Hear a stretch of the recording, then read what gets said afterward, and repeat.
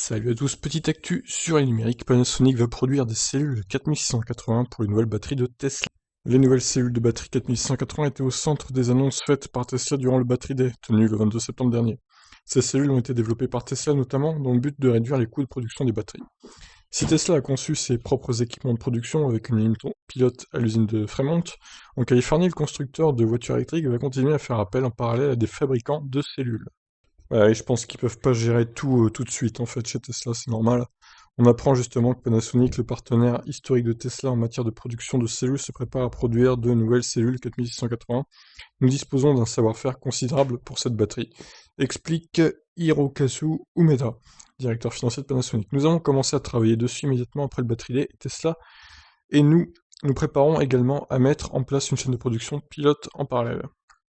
Il semblerait donc que Tesla continue à travailler avec Panasonic pour la production de cellules 4680, sans pour autant que le constructeur japonais en soit le producteur exclusif.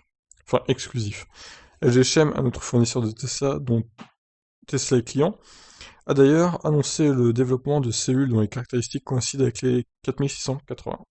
Il se pourrait que LG Chem participe donc au développement des cellules 4680 de Tesla, à moins bien sûr que cette ressemblance soit fortuite. Pour rappel, ces cellules marquent une évolution importante par rapport aux 2770 utilisées actuellement. Ces cellules cylindriques sont plus grosses que les précédentes avec un diamètre de 46 mm et une hauteur de 80 mm, qui leur donne leur nom. L'une des principales évolutions technologiques réside dans leur conception tabless, se débarrassant de la pièce reliant les languettes qui dépassent de part et d'autre des cellules qui servent de connexion extérieure. Cette conception tabless permettrait d'éviter les contraintes induites par une cellule plus grosse en matière de gestion thermique et de puissance de charge. Grâce à ce nouveau form factor, Tesla entend notamment réduire de 14% le coût au kilowattheure de ces cellules.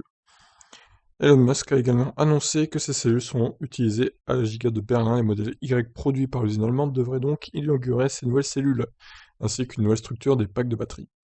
La production du modèle Y à Berlin devrait débuter au second semestre 2021. Bon, alors là, la dernière phrase n'est pas tout à fait juste parce que selon les dernières news, il semblerait que le modèle Y commence sa production début 2021. Donc, bon, l'usine devrait être finie avant ce qui était prévu, je pense.